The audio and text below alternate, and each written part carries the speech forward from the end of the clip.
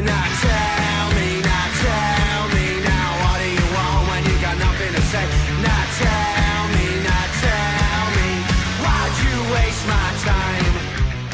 Ladies and gentlemen, what a treat we have in store here on Sportinarium. And usually with the Sports Report, the #1 global sports show. But today we've become the Music Report, the #1 global music show, because our guests here to kick things off are one of the premier bands in the UK. They're out of Leeds. Their latest single is called Sonder. They are the premier trio out there. Rush, Cream, Blink-182, Nirvana, The Police. Move on over, because the Superlatives are coming your way and they are hitting the ground, because what will you do when you get to hear these guys here on Sportinarium? Because you're going to find out what Jamie Godley, Tom Gausden, and Charlie Noble, what they can do for you. Without further ado, here on the Music Report, the #1 global music show, and that's the Superlatives.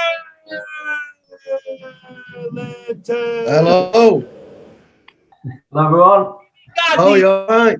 Charlie Noble, lead singer and guitarist, and Tom Gausden on the bass. Guys, how are you? I'm good. I'm very well. How are you? I'm good, and what an honor it is to speak with you. And I want to give a huge shout out to the entire team on Sportinarium for giving us this opportunity, including Lakey, Arv, Danny, Sean, Steve, everybody at Sportinarium that has made us now the #1 global music show, because I know that Lakey, Sean, and Steve spoke with you guys a couple of weeks ago, and it gave us the idea, well, let's speak to the #1 rock band around in the UK and soon to be in the world. And guys, obviously it's a tremendous honor. And I know that for a worldwide audience here on Sportinarium, we're going to get to hear a lot more about you guys. But right now, you guys are working on a project for the PTSD Project UK, which is helping homeless veterans in the UK. And for a worldwide audience here on Sportinarium, I'd like to know why that's important. And I want to start with Charlie first, our great lead singer and guitarist, on why the PTSD Project UK to help homeless veterans in the UK is important to you guys and to obviously your many fans around the world.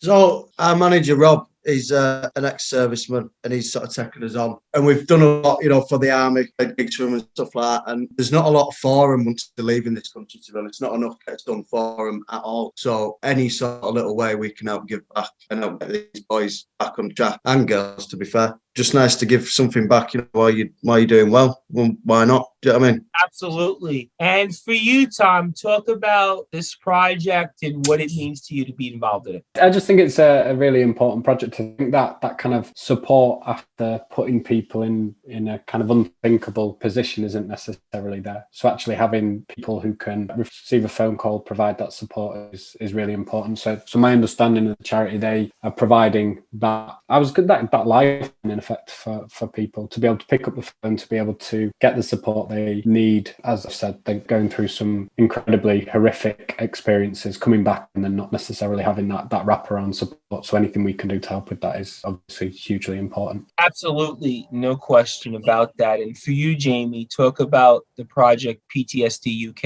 and why it's important to you as well. I think it's the same as Charlie and Tom. It's important to us all to help out where we can. And like Charlie said, there isn't a lot for servicemen and women when they come out of the army. They often don't know what to do with themselves. Like our manager, Rob, he needed a project and he found us, and that took his mind off things and gave him something. Absolutely. And a huge shout out to your manager, Rob, and cannot thank him enough for all the great things that he is doing. And also cannot thank him enough for his service. And obviously, without our veterans, we wouldn't be here today. So I want to make sure we extend our gratitude and thanks to Rob. And for you guys, you have a song right now. Your latest single is Sonder. And talk about how the latest song came about and what's that mean to you guys. And I'll go with Charlie first on that and how the song Sonder came about. So the main sort of riff from the song was actually a completely different song to start with that we could just never sort of grasp and get right. And then I took the riff from that and wrote this song. Basically, I couldn't name it for love of money. I didn't know what to put on it. And Tom happily named it because he's a lot smarter than me. He knows a lot more words than I do. He just came out with this word Sonder and he told me what it means. And he just seemed to hit the nail on the head for the whole thing perfectly. Yeah, it's a big sound. It's just for the three of us, really, hit the nail on the head with the sound. It sounds huge. Yeah, it does have that huge kind of like atmospheric spirit kind of like sound where sometimes bands record and you almost are able to capture all of the instruments in one room, and it has that like headphones feel where you can just kind of put on your headphones wherever you are and kind of hear a song, and it kind of like speaks to you almost. I think that's how I look at the single. But for you, Tom, after hearing Charlie's comments, I got to then ask you, I mean, talk about the latest single and how did that all come about? I just came up with the name for it. So I quite like that it's, I guess in terms of that kind of bass line and the way the guitar plays around with it as well, it's quite dreamy. So I think I'd kind of come across Sonder as a phrase and as a word, but it kind of fit. So it's that feeling of encountering someone and walking past a stranger in the street and knowing that they have a life and a kind of existence that's as rich as yours, and just kind of think of that on that scale of kind of 7 billion lived experiences that are all as kind of rich as your own life, and obviously how that feels, and that kind of sensation is known as Sonder. So it's a bit of a grand old phrase and word to put across for a song, but I quite liked how dreamy the song felt, and that kind of thoughtful phrasing seemed to fit it quite neatly. And for you, Jamie, talk about the song Sonder and how did it all come about from your vantage point, and how did you feel about that process? Yeah, it came around similar to all our other songs, really, with a bass riff and guitar, and then me adding some drums to it. And it's probably one of my favourite ones to play live. I just feel that we all sort of really get into it when we're playing it live, and I think the crowd can see that too and they enjoy it. So it's a really good one for me. I want to ask Tom this question because Jamie said something interesting, and I listened to a lot of you guys' music, and Tom's bass in a lot of ways almost sounds kind of like a guitar, where his riffs come in and there's something about it that's catchy, where sometimes you hear bass players and bass players kind of get buried in the song. There was always an example of a Metallica album when Jason Newsted debuted in Metallica, and in Justice for All, they intentionally buried his bass so you could barely hear the bass. You had to almost listen closely. You had to listen, and the bass wasn't as noticeable. But with Tom's bass, there's something about it. I don't know if it's a Sting type of feel. I don't know if it's a Geddy Lee of Rush type of feel, but there's something about Tom's bass lines that are very catchy. And even as a musician, you almost want to copy or incorporate some of Tom's bass riffs into your own playing. So I want to ask Tom, in terms of your bass playing, I mean, is that intentional that your bass stands out or is almost as important as the guitar when it comes to those opening riffs that you guys have to start a song? I mean, talk about your process of writing bass lines, Tom. So I think it's almost like a competition with Charlie. So I think my younger brother plays guitar. I think I could never play guitar as well as him, so I kind of picked up a bass, and I think I've always wanted to so I've always wanted to kind of challenge for that spotlight as a bass player. And I think with us being a three-piece, I think there's a lot of room to fill to make it sound as big as possible. So I think that's definitely helped me as a bass player find things that are either catchy or that kind of fill a large amount of space in a song. And then I think in terms of the people that I really like and kind of my influences, I think they're people who've always kind of pushed and put themselves at the front of a lot of songs. So people like Peter Hook, from mainly in his kind of Joy Division days, and Robert, and I can never remember his surname, I think it's Robert Bean from Black Rebel Motorcycle Club. So again, like really prominent in your face kind of bass playing, very catchy, weaving in with a guitar, but almost as you say, kind of an equal to a guitar rather than something that's kind of hiding away and shying away in the background. Because again, sometimes bass players, they don't stand out, or it's again kind of hard to pay attention to them. But I think with your riffs, again, I'd even throw in Green Day a little bit, where your bass lines are kind of very noticeable, and they've got that punk raw feel to them, but it's also got that musicianship edge to them. And I'm going to ask you then, Tom, before I bring in the rest of the guys, pick or without a pick? Always with a pick. Always. So I can just about play for like about, if I drop a plectrum, I can normally finish a song dependent on the song, but I'm absolutely useless without a That was one of the things I noticed when I was listening to your music. I'm like, I gotta ask him this question because I'd be very curious to know if it's pick or without a pick, because I kind of thought when listening to it was with a pick, so I kind of thought that as well. Obviously, I as a former bass player, I could hear those little noticeable changes or noticeable movements with or without a pick, so that's kind of why I asked you that question. And for you, Charlie, I was curious on on some of your favorite guitarists. And I noticed that during the pandemic, you were playing with a Rickenbacker. And I always think about Rickenbackers, and I think of that as bass guitars. So I got to give you props on playing with a Rickenbacker. So I was wondering on some of your favorite guitarists. I don't really look up to guitarists as guitarists. It's not like the sort of forefront of what amazes me. I suppose I really like John Squire out of the Stone Roses, but then I kind of like scruffy guitarists because that's more my kind of style. I'm not like a polished, perfect guitar player. So I liked a lot of the stuff Kurt Cobain used to do. It's just like, so I mean, sometimes he was just verging on just making noise, but he was just untouchable when he was on his game. But amazing guitarist, that's not really what I'm after. The song's more important to me, to be honest. It always kind of has been. Because I'm never going to be like Eric Clapton or Jimi Hendrix or anything like that. It's just out of my realms of possibility. So for me, it's more about the song and does it fit and does it sound right? Do you know what I mean? It's not about me having a 4 or 5 minute glorified solo. But I can hold a tune, which, you know, it's carried us this far, so I'm not doing bad. Some of your songs have solos and some of them don't. When you incorporate a solo, is it just something that comes natural? Or some guitarists, you mentioned Jimi Hendrix, and you listen to Hendrix because you want to hear that solo. You want to hear that riff where you know you're going to get 45 seconds to maybe even 2 minutes of a Hendrix solo. Or Clapton you mentioned, or Jeff Beck or Jimmy Page. But some of your songs, you have that where you do 45 seconds or maybe close to a minute worth of a solo, or you guys end a song with one of your leads. So when you write a solo, is it more about just feel or is it something intentional? I mean, talk to me about that. I'd say so. Because a lot of it has to go off feel. Because if you're trying too hard, it's never going to be that good. I mean, if you have to really sit and overanalyze what you're doing, for us, it's just never going to happen if we have to try too hard. You know, what I was saying earlier, I mean, I don't enjoy these people's solos. I mean, I'll sit and listen to Hendrix, you know, 12, 24 hours a day. But it's just realising your own capability. If I was going to try and replicate that, it'd just be like a really bad version of it. Do you know what I mean? So it's realising what you're good at and experimenting within that, I suppose. But yeah, you're right. Yeah, we had solos in some of the songs. It's just where it fits. It's just about not overdoing it, I think. Absolutely. I think sometimes when you force it as a musician and it comes across contrived, I think the listener can tell and they'll make that decision whether they continue to listen to the band or that song. So I think it's got to come with a feel. It's got to come naturally. And for you, Jamie, obviously you're a great drummer and there's a lot of great drummers out there. And I was curious if you had any favorite drummers or any drummers that maybe you looked upon to in terms of becoming the drummer that you are today. Yeah, definitely. It'd be like the likes of Taylor Hawkins from Foo Fighters, Travis Barker, Blink-182, even Dave Grohl when he was drumming. They're all my sort of style of music,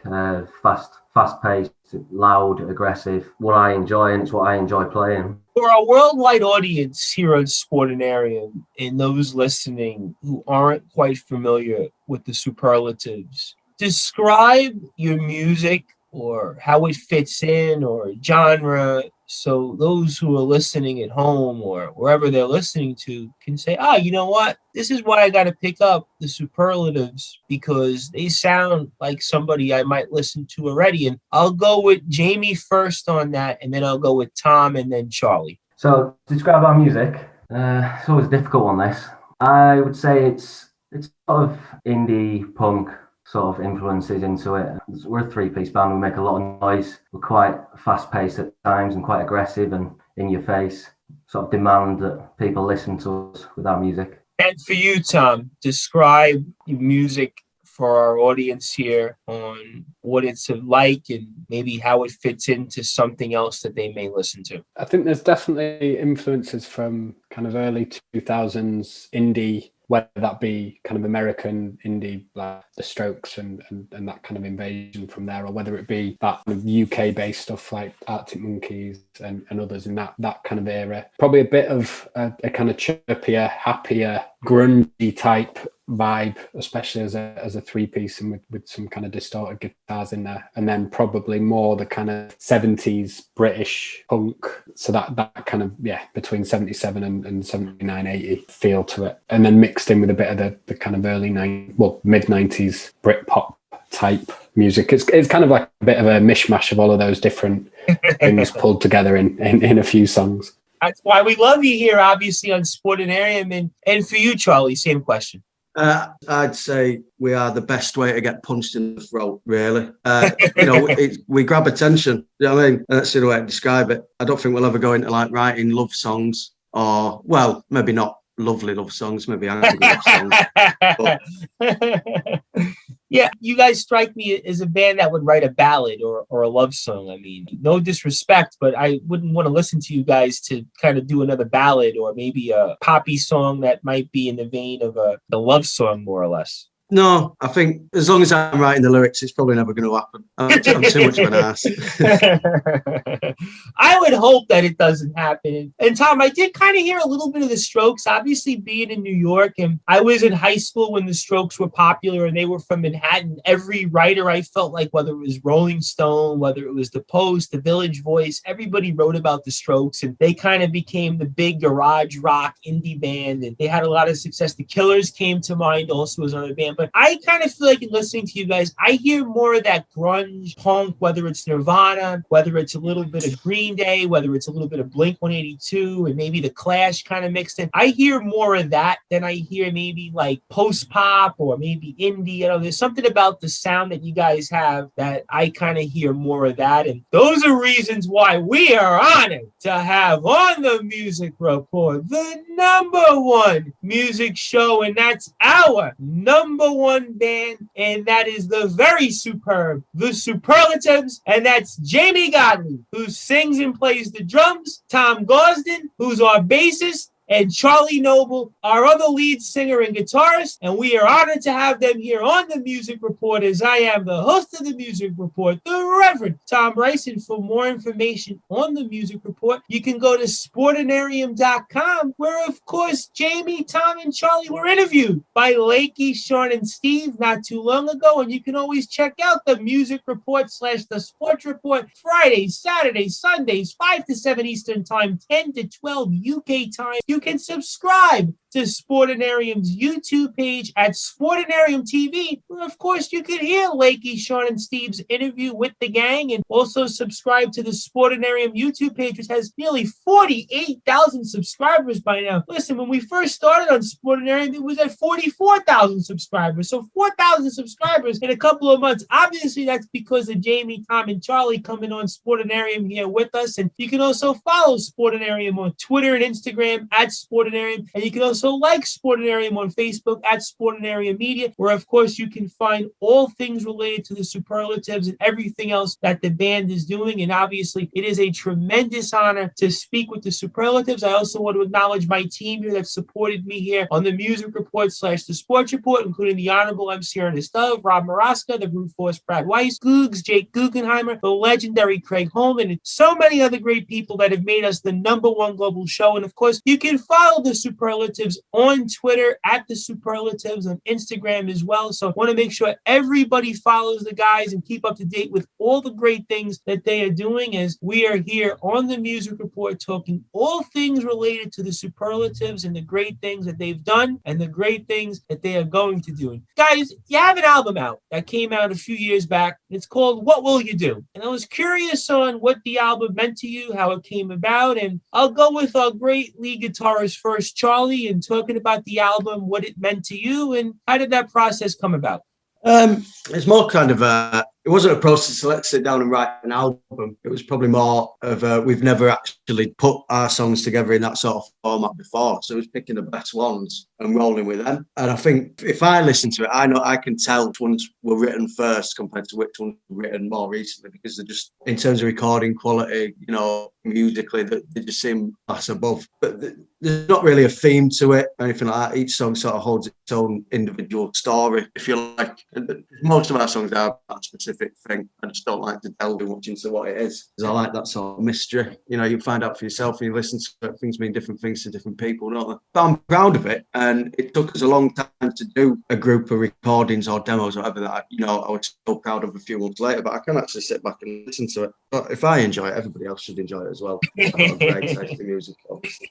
We definitely enjoy it. And I know a lot of our audience is going to go out and find the album and going to enjoy it as well. And for you, Tom, talk about the process of what will you do and what did it feel to have an album out finally, and talk about it for our worldwide audience here listening on Sportinarium. So it was really nice. It was such a kind of lovely feeling to actually be able to document, I guess, our progress over a number of years. And before, during a kind of recording process, we'd really struggled to get everything down in a way that we were comfortable with. So we'd be playing the songs live, we'd be getting a really good response. We'd go into a recording studio, record them. We were kind of happy by the time we left, and then we wouldn't be able to listen to them again, and it would just kind of be a write-off. So we worked with a couple of people who were just instrumental in getting our sound recorded and actually in a state where you still get that kind of energy and that kind of real gritty feel to it. And I think that set of songs is probably a document of that over a number of years. So probably about 3 or 4 years where we've recorded in separate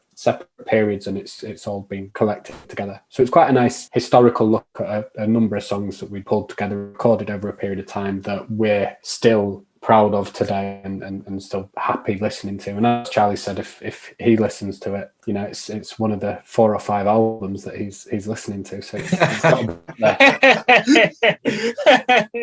I would hope that Charlie would like it. I mean, he's only the guy that writes the music, and he's only the guitarist and singer of the band. So I would certainly hope that Charlie likes the music. And for you, Jamie, I mean, talk about the process of what will you do, and what was that like, and how did it feel to finally have an album? Yeah, it felt amazing. It's our first one. It's always going to be a special one for us. It's got, like Charlie and Tom said, it's got a collective of songs that we've done over a few years. And I think Charlie's right. You can see where our music has developed in the album. And I think it's gone down really well with the fans as well. We've got a lot of streams on it and a lot of downloads. It's been really good, and there's still people just discovering it now and absolutely loving it. So it's aging well. Listen, great music ages well. I mean, we talked about Jimi Hendrix just before. Jimi Hendrix has been dead for almost 50 years, right? I mean, so you think about that, and we're still talking about his music. I'm still listening to his music. So great music, it doesn't matter when it was recorded. People are going to listen to it, and they're going to find it. And that's why you got to find What Will You Do on any streaming service provided, because the Superlatives are definitely a superb band, to say the least. And I was also curious for our worldwide audience on, most importantly, how'd you guys get together? I mean, you guys have been together a while, but I was curious on what led you guys to forming the band that you are today. And I'll go with Jamie first, and then I'll go with Tom and Charlie. So we all met in high school when we were around 11. So then a couple of years in, we decided that we were going to start a band. Well, Charlie decided we were going to start a band. Charlie already played guitar. And then decided he needed a drummer. So he said to me, he said, I want to start a band. You play the drums. And I was just like, I don't want to play the drums. I want to be the singer. He's like, no, you're playing the drums. I'm the singer.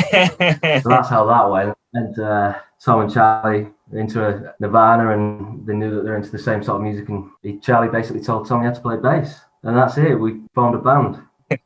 Well, I'm glad you guys formed the band. And then for you, Tom, I mean, talk about those early days and the memories of starting the band with the gang, and what was that like? It's quite funny as Jamie talks about it, because that is kind of how it happened. It was almost like Charlie decided, right, I'm going to form a band. I'm going to pick, rather than picking people who could play an instrument or owned an instrument, it was kind of like we were picked kind of prior to that time. So for Jamie, it's you're going to be a drummer. It doesn't matter that you don't have a drum kit. You're going to be a drummer. And then for me, it was, I think I was in the band 6 months before I managed to buy a bass. So as a kind of someone who kind of popped in as a stand-in who could actually play bass, but annoyed Jamie and Charlie enough that my position was reserved until I bought a bass and then could play a little bit. So it's incredible to think that from such a kind of circumstantial and together, Charlie picking us, going, yeah, you're going to learn instruments, crack on boys, to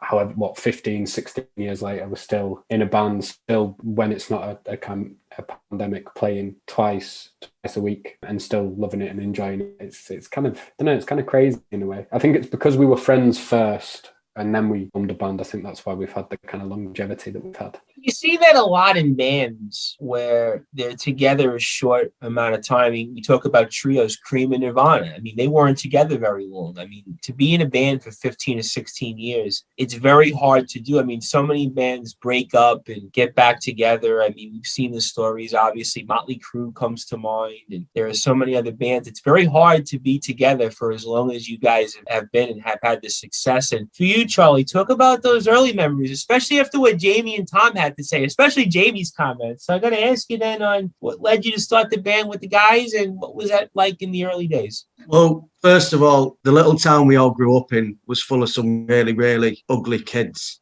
at the time. And those two were just a little cut above that ugliness. So obviously, except me. So it was like, well, you two will do. Put like a nice hat on you, a decent jumper on you. You'll half look the part. So let's just go from there, really. But no, I mean, I think in Jamie, when I made friends with him and he turned up at my house, my mum and dad found out something they'd always wanted. So that fitted really well. And Tom's just always been nice. So like I said, me and Tom made friends over a band we both liked. You know what I mean? And that's how we started talking. So I think it just went from there. There was a musical interest from all three of us when we were kids. It just sort of went, and it's like you say, you see these bands break up and stuff, and I always find it really weird. I can't imagine falling out with them to that extent. You know what I mean? Where we'd never talk again, because being in this band, and going around in a van, them two, I've had some of the best times of my life, to be totally honest with you. So it's a bit of a weird thing for me, because I couldn't really imagine not spending that time with them. That's me being nice. We have a feeling that you're a lot nicer than you lead on, my friend. So obviously we know that the fans and the band may say one thing, but we definitely know another thing. And that's why we're extremely honored to speak with you guys and continue to talk about all the great things that you guys are doing. And wondering also for a worldwide audience here listening on Sportinarium, and where have you guys exactly played? Because I know that you guys have a worldwide fan base for sure. And you guys have played in some pretty big countries around the world, not just in the UK. So I'll go with Charlie first on talk about some of the places you guys have played in with the band. We've played in Scotland, specifically Glasgow, quite a lot. Holland we've played in before. We've played in Germany a few times. And that's just up and down little old England, really. But Germany's a great place to go play. Glasgow's like next level. Brilliant. They're absolutely amazing crowd. Shout out to Mr. Ian McAllister if you have listened, because he's a Ginger legend. But Germany's just proper like they're really good people, actually. Really, really good people. We tend to play more outside of our local area than we do in it, to be honest. We like the travelling. You, Jamie, what's that like playing in places like Germany, like Scotland, like Holland? I mean, what's that experience like? It's amazing. We get to meet new people, we get to make new fans, make new friends. It's just great to see how other people react to our music, and it seems to go really, really well for us in Germany and in Scotland. The fan base up there just go mad for new indie music, and we love it. And for you, Tom, talk about that feeling and experience of playing in different countries like Germany, like Holland, and like Scotland. For me, I think playing away from England is just incredible. I think the idea, especially where we've been playing in places like Germany and the Netherlands, where someone has paid for us to go and play that far away from home, it's just kind of such a surreal feeling. So I think the idea that we can hop in a van, normally Charlie's van, it's about a day's travel to get there, have a ridiculous how that element of it is still incredibly fun and enjoyable. And as Charlie said, some of the best times we've ever had as a band are probably en route to those places. So driving for 15 hours straight to get to a gig in Germany, the kind of build up to it all is kind of incredible and massively enjoyable. And then the actual gig itself has always been amazing, aside from the gig in the Netherlands, which was terrible. But the rest of the time, it's just insane. We're in a position where people are actually paying for us to go and play in these places. It's just an insane feeling. And so lucky to be able to do it. I can't wait for the day that you guys get to come to New York and play. We get to see you here and play in some of the great clubs and some of the great places that we have here in the New York City area. I mean, one of these days, I know we got to get through the pandemic first, but I'm very optimistic about that. So I can't wait for the day that you guys get to come to New York and tour, maybe on one of these big festivals, whether it's a Coachella or whether it's a Lollapalooza. I mean, there's got to be something out there for the Superlatives to play in. But I was also curious, guys, for a worldwide audience here in Sportinarium. And obviously, we do a lot with a lot of different, whether it's fighters, whether it's wrestlers, whether it's now athletes, you guys being in the UK. But I was curious, especially for our American listeners, even our listeners in Australia and other different areas, on what is Leeds like? I mean, talk to me about Leeds, and I'll go with Tom first, and I'll go with Jamie and Charlie. And what is Leeds like? So I'm a big fan of Leeds. So I live in Leeds, some incredible venues, so places like the Brunel Social Club, which seems to be well known. There's so many good live albums that have come out of Leeds, and as I'm saying that, I'm quickly kind of backtracking as I can only think of The Who live at Leeds. But no, it's I think it's just a really vibrant city. There's a lot going on, whether it be decent bars, decent breweries, decent venues, decent places to eat. There's a lot of kind of cultural components that make it a really exciting city to play in. Decent bands as well. But yeah, it's got a good, I go to a lot of gigs. The majority of bands come and will play Leeds as kind of one of the places that they'll tick off. So there's a lot going on. It's not the prettiest city in the midst, but there's a lot of kind of cultural components that make it a really fun city. I think it's a great city, and it's obviously a great city because the Superlatives call it home, and we've seen all the great things that you guys do out there. And for you, Charlie, I know you're chomping at the bit. I mean, talk to us about Leeds and what is Leeds like?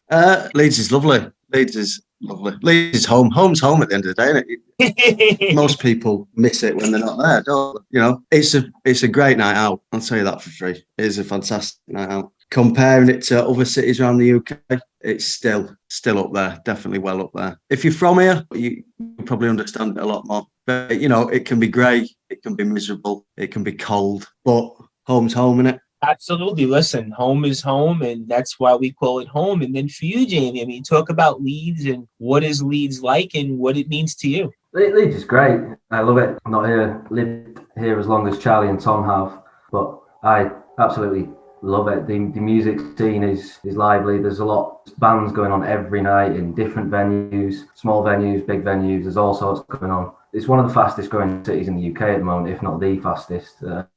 It's just thriving and it's great. There's so much going on. Absolutely. We could see why it's the fastest growing city because the Superlatives call it home. And that's why we're honored to have them here on the Music Report, the #1 global music show, talking about all the great things that they have done past, present, and future. And everybody can follow the Superlatives on Twitter and Instagram at the Superlatives. And also want to give a huge shout out once again to Lakey, Sean, and Steve, who interviewed the guys not too long ago on Sportinarium. And of course, you can find that interview on YouTube at Sportinarium TV. And also want to give a huge shout out to their manager, Rob, and cannot thank him enough for all the great things. As I am the host of the Music Report, the Reverend Tom Brice, and we're talking with Charlie Noble, lead singer and guitarist, Tom Gausden, bassist, and Jamie Godley, also lead singer and drummer. And it's a tremendous honor to be talking with the guys about the past, present, and future of the Superlatives. And I want to ask this question for Charlie and Jamie because you guys do a lot of singing. And some bands have that. You know, we bring up Cream as an example where you'd see sort of the vocals come in where the guys would share that a little bit, or some other bands of years past would maybe share some of the vocals. For you guys, what's that process like when you know when to bring in vocals or when you know to sing a different part or maybe even background vocals that come to part? Because I think it's important that you guys do those different things because there are some bands that, again, it's noticeable. You have the frontman. We talk about Nirvana, and Kurt was obviously the singer. He was the guitarist. You knew that. But with you guys can both sing. You guys can both share that responsibility. I mean, what's that process like when it comes to singing a song or somebody comes in and maybe adds a harmony or adds something in the background? I'll go with Charlie first, then Jamie. Well, first of all, he's never getting a whole song to himself because that'd just be preposterous. No, he's actually, we found it by accident when we just stuck a microphone in front of his face and just said, back and forth with this. You know what I mean? It was literally that's how it happened, just in a studio rehearsing. Like, just I wonder what happens if I put this here, and he made a noise, and it was all right. So we carried on, but it adds a good dimension to it, and it carries things through with a little bit more force than just moving on. And I think it actually complements me quite well, to be honest. It's a bit. I don't know if you all have heard of Charlotte Church. Jamie's a little bit Welsh as well. She's got that bit of she was like a choir singer back in the day that got really big on the telly. She's a bit like a male Charlotte Church when he gets going. He's quite angelic. Well, that means we got to go out and listen to it. And then for you, Jamie, on that process, because again, a lot of drummers don't sing at the same time. You always think of the drummers, you always think of the background, you always think of the guy behind the front man, but yet you can share the load and you can belt out a tune or two or come in and belt out a verse when it comes to one of the songs you guys have. I mean, talk about that experience on singing and how you feel about it. Well, it's not a massive part of my position in the band. I don't do that much singing, but it definitely helps Charlie. He's got a lot to do, hasn't he, with playing guitar and singing at the same time and just being the generic frontman. So it does help when I can come in with little bits and pipe up and support him. And I do just help where I can, and I'm developing my singing as we practice and go on, and just dip in here and there. I always felt when it's come to trios that trios are a little bit different than most bands because trios have to have a little bit more musicianship. Whether it's a Cream, whether it's even a Blink-182, a Green Day, a Nirvana, obviously a Rush, the Police also come to mind, where trios have to do multiple things at once. And I kind of think that there's expectations when it comes to a trio that you're going to have listeners who are listening to you for that musicianship. And I want to go with Tom on that first before I go to Jamie and Charlie on talking about the trio aspect of the band. And if you feel at times maybe pressure to perform or hit a certain note or know that somebody's listening, not just because they want a song that's angry or it's catchy or it's atmospheric, they're listening to you because they might want to go out and practice your bass riff, or they might want to go out and emulate how you held the bass, maybe even the gear that you have. I mean, I'm curious on that aspect, Tom, about being a trio, and if those things come to mind or those are things that you think about. So I think for parts of it, it definitely does come to mind. So I think with us being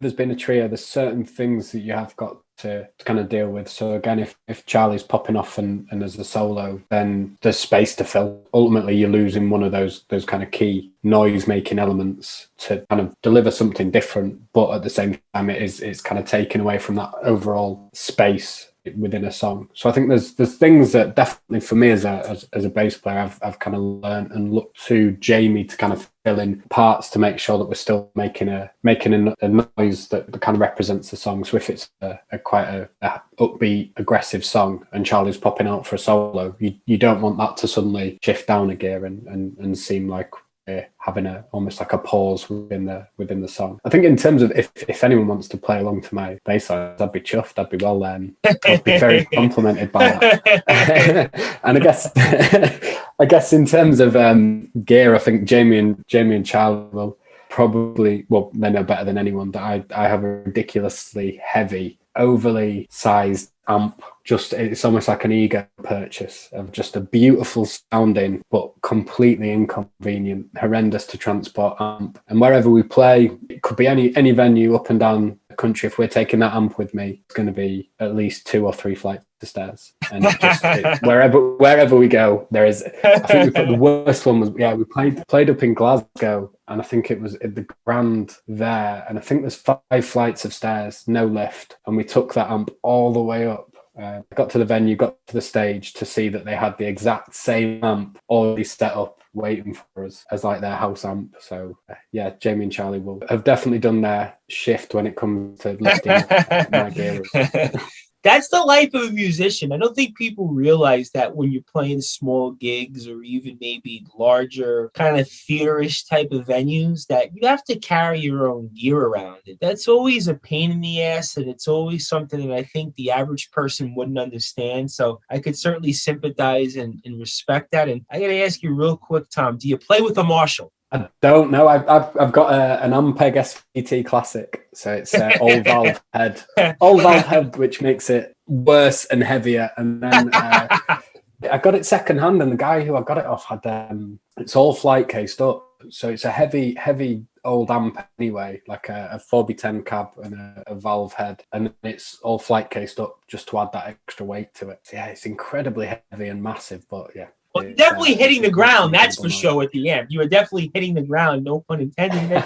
For you, Jamie, being in a trio, I mean, I asked the same question. I mean, do you feel that at all? Do you feel the comparisons? I mean, is it something that you think about in terms of the musicianship? I mean, what's your thoughts on that? Yeah, being in trios, it's difficult and good at the same time. I mean, there's only three of us to make so much noise, and when we do that well, we are a loud band, and we can make a lot of noise and fill in the gaps where it's necessary. And we've got a good friendship as well as a three-piece, and we know each other well. We practically live in each other's pockets, so we know what the other person's like. We know what they're going to do the next, whether they're going to change or put in a solo or anything like that. We know we can sort of sense each other, what we're doing and what we're planning. So we just flow well, work well, and I wouldn't change it, to be fair. And for you, Charlie, being in a trio, what's that like, and expectations, or how do you feel about it? I don't really think about anybody else's expectations other than our own, really. We're making the songs. It's not, well, it needs to sound like this because people like it like that, or this person might like it like that. And we're trying to branch out to a certain type of audience. I think as we've got older, we've got a lot more aware to what we need to be doing to make things carry a lot more. We've got a lot better at it. I like being in a trio. I like it just being us little crazy gang running around since, pre-puberty teens to now, and still having it and going mad and loving it. And at the end of the day, I'm doing it with two best mates. So that's about as good as it gets, isn't it? I think it's as good as it gets, and I think it's and some, because obviously you guys are definitely one of the premier trios around. That's why we say, listen, Blink-182, Green Day, The Clash, The Police, Rush, you name a trio, move on over, because we got the premier trio on right now on the Music Report, the #1 global music show, and that is, of course, the Superlatives, and they get ready for bigger and better things here coming up in 2021, and we have a few more minutes with them, and we're talking all things past, present, and future to the band. And everybody can follow them on Twitter and Instagram at the Superlatives and find out why. They are the superb band, and they are the premier band, and they are the new great trio, and we cannot wait to see what these guys do in the future, and we can't wait to be a part of that. And again, shout outs to the entire team in Sportinarium for giving us this opportunity. And I want to ask you this question, Charlie, because it's one of my more favorite songs that you guys have. That's the song Rainy Day. And the solo one, that's the solo that kind of ends the song, and it might be the solo, I think, where in some ways you do channel that Hendrix or that Clapton, where you're playing, I think, for about 45 seconds or close to a minute when that song ends and kind of fades out. I mean, talk about that solo on Rainy Day and how that came about. I was listening to a lot of Stone Roses as a teenager. I actually wrote that song when I was about 14, 15. It's that old. It was probably the first good song I ever wrote, and it sort of set the bar then from then on, that anything worse than that isn't going to get bothered with. But that all just I think I got my first ever guitar pedal that had like a few different effects in it and stuff like that, and I was just playing around with that and came up with that main riff, and then just played off of that. But I have to give a lot of credit for that song to the Stone Roses, because I don't know if you ever listened to them, but it is very, very heavily influenced by that band. That's just something I can't deny.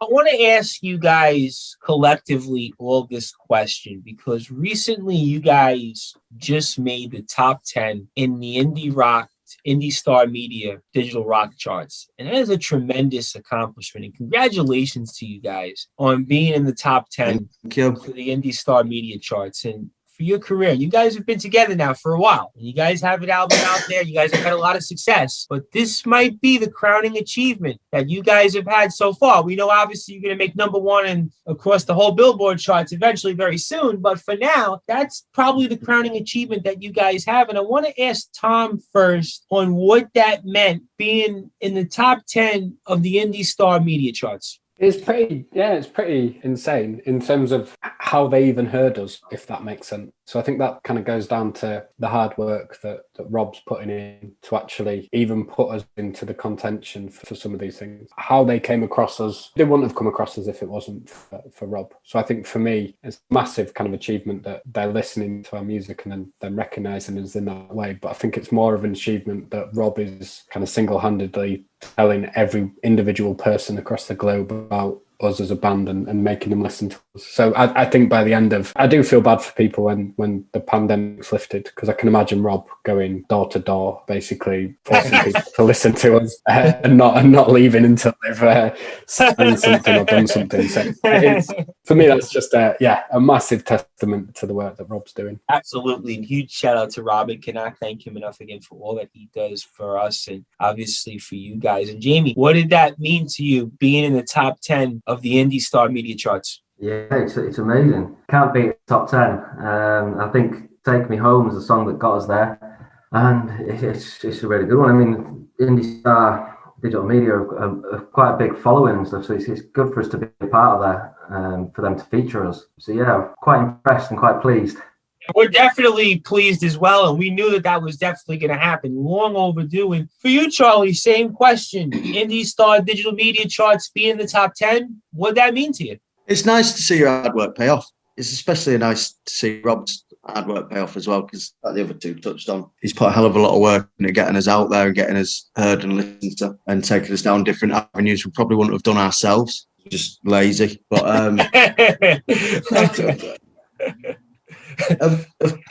no, you don't pretend they're not happy with it. You know what I mean? So yeah, be happy with it, but it doesn't necessarily have to end there. You know, we're not finished. We're not stupidly old. We're not done. We've not run out of songs. So yeah, enjoy it, but let's see what else we can do. Really, that's what it's like for me. Absolutely, and we know that you guys are far from done, because we know that you guys are on to bigger and better things, and you're going to be hitting the ground running when it comes to later this year and we get back to normalcy. Then, so that leads me then to the question of, what are your guys' goals for 2021? I'll go with Tom first, and then I'll go with Jamie and Charlie on what are some of you guys' goals as a band for 2021?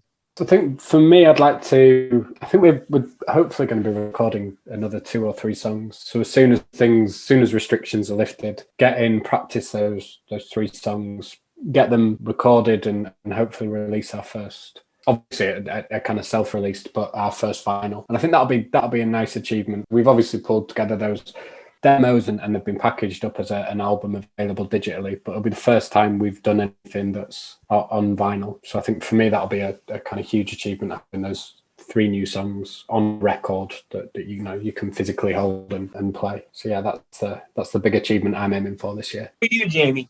Yeah, I cannot wait to get back into the studio and get back recording. Just before coronavirus, we were on the brink of releasing some new music. We had, I think, 3 or 4 songs that we were working on. Really into it and really wanted to get that recorded and released. So I can't wait to get back in to do that. And like Tom said, get a couple of them on a vinyl, which would be quite cool. And then after that, we've got to get back gigging. We do have a couple lined up, which I just cannot wait to get back out there.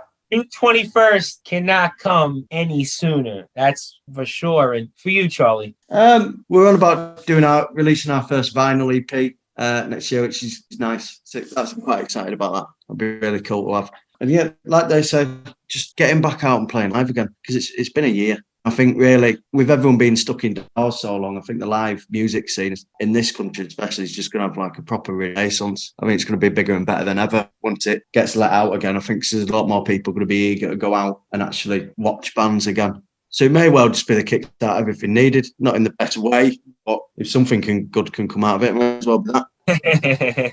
Well, we know that you guys are going to definitely be kicking, and you guys are alive and well, and it is definitely going to be a Superlatives year 2021. A rising tide lifts all boats, and we know that you guys are not going to be wasting any time when it comes to you guys hitting the studio. And before we get your closing thoughts and ask you about 1 or 2 different moments that maybe stand out most in you guys' career, I wanted to ask you, because this is probably my favorite song, and it's the song Waste My Time. And how did that song come about? Because I think that's in a lot of ways the hallmark of what the Superlatives is in terms of kind of the emotion, the feel of the band, what you guys incorporate, everything kind of in one song. And I'll go with Charlie first, then I'll go with Jamie and Charlie about the song Waste My Time and how did that song come about? It started with Tom just playing with a little bass riff in the rehearsal studio. And I just sort of stopped since what was that? Do that again. The insert. Bum, bum, bum, bum, bum, bum, bum, bum. I was like, stop it. I like that. Do that again. And then it was me sort of like layering over the top, and then just Jamie going in, and then me scribbling, very angry little words down that'll go over the top of it. It was done really, really, really quickly, which probably comes across in the song because it is just sort of it appears, it smashes everything out of the water, and then it's gone as quick as it appeared. It's one of my favourites as well. I do actually really like it. I like the middle bit. I think it's really cool. Credit to Tom for that one, to be honest. That's why we said Tom is a great bass player. Tom definitely knows what he's doing out there, and that's why he's quickly become one of my favorite bassists. And then Tom, talk about the song Waste My Time. So I think it was me playing around with that bass time, but I originally was playing around on a guitar, and then I couldn't work out why I couldn't make it sound right. So that one's got a capo on second, which I think, I don't know, it gives it a bit of a different sound, I guess, rather than it being kind of an open E, having a capo on it. And then I think I know what you mean. I think it is quite a good kind of song to encapsulate us as a band because it's quite gritty. There's a lot of distorted guitar on it. It's quite in your face. I really like the middle eight and how it kind of breaks down and then comes back in. So for me, that's a kind of solid song. So showing our influences, the kind of bands that we listen to, the kind of music we'd like. I think if someone played us Waste My Time and it wasn't written by us, I'd be a big fan of it, which I know sounds quite kind of egotistical to say. I think it's one of those songs that you just look at and you're like, yeah, I'm happy that is a good song. I think between the three of us, we've nailed it there in terms of pulling a decent song together. Oh, it's a great song, not a good song. It's a great song. And for you, Jamie, talk about Waste My Time. I think Charlie and Tom have pretty much covered it all there. It's gritty, it's aggressive, and it's in your face, and the middle eight is a little bit funky too, and you can have a little bit of a boogie to it at that point, and then it's back at you. It's good. It's our style, and I just enjoy playing it, and listen to it occasionally too. In fact, I listened to it 3 times in a row earlier this morning. That's how much I like the song. So everybody needs to check that out. That is on a number of different streaming services provided. You can also get that on the Superlatives YouTube page, the Sportinarium YouTube page. You can also get that on SoundCloud as well, where I also have an account. And that's why the Superlatives are going to be a superb band for 2021 and beyond. And we cannot wait for what the future brings to the band. And guys, I want to ask you this last question before we get your closing thoughts. And obviously, it's been a tremendous honor to speak with you guys and talk about all the great things the band has done, past, present, and future. And a rising tide lifts all boats, and we definitely know that the Superlatives are going to be that rising tide that is going to lift us here. So I want to ask you guys then if there's 1 or 2 moments that stand out most in your career. I know that you guys have a lot of moments. I know there's a lot of gigs, a lot of awards, a lot of things that have been recognized on your behalf on all the great things that you've done. But I want to ask Tom, Jamie, then Charlie on 1 or 2 moments that stand out most in you guys' career so far. Oh, that's a tough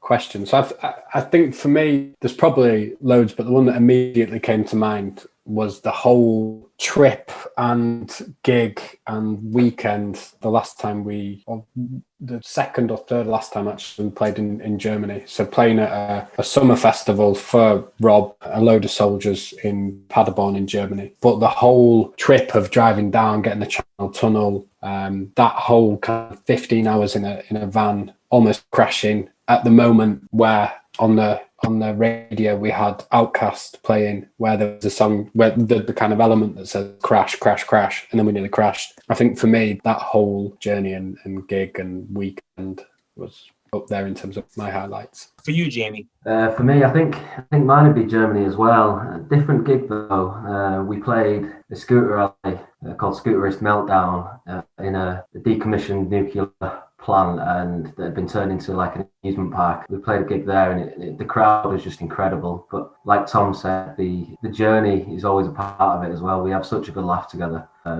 That one for me was probably one of the best. And for you, Charlie, last but certainly not least, when it comes to 1 or 2 moments that stand out most in you guys' career so far.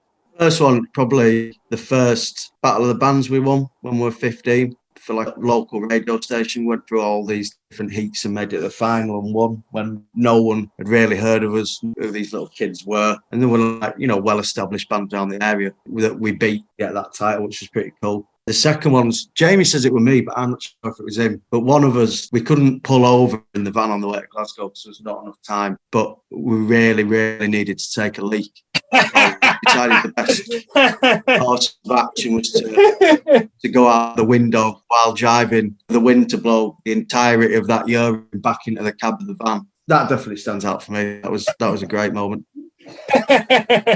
Well, you guys definitely went out with a bang here. So I don't know how I could top that. I don't think there's any more questions I can even ask off that because I don't even want to know anything else further about that. But what I will say for our worldwide audience here on Sportinarium is this is why you need to go out and listen to the Superlatives, because Charlie Noble, Jamie Godley, and Tom Gausden are definitely on their way to bigger and better things. And hopefully they'll play at the big festival soon or the big gigs so they don't have to go and have that type of experience again. But obviously it is a tremendous honor to speak with you guys, and obviously a rising tide lifts all boats, and we know that you guys are going to be that rising tide that is going to lift us to normalcy. So I want to give you guys the floor. I want to give you guys any closing thoughts. I also want you to plug anything you want, whether it's social media for the band or anything else you have going on, please do. And obviously on behalf of everybody here listening on Sportinarium especially, I can't thank you enough once again for coming with us, on being a part of this interview once again, and anything we can do to help you guys in the future, the floor will always be yours. And I want to start with Tom first on any closing thoughts, anything else you want to plug. The floor is yours, and I can't thank you enough.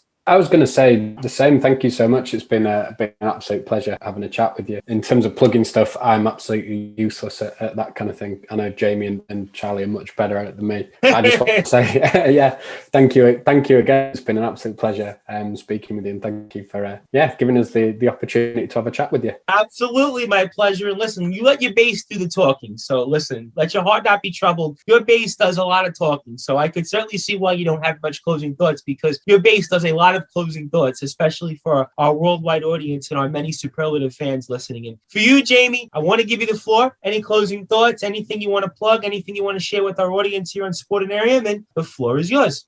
I'd just like to thank you all for having us on. It's been a good laugh. For plug, you can hear all of the Superlatives music on all major streaming platforms. You'll be able to find us on Twitter, Facebook, Instagram, YouTube. We do have some merch for sale, which all profits are being donated to the UK PTSD project.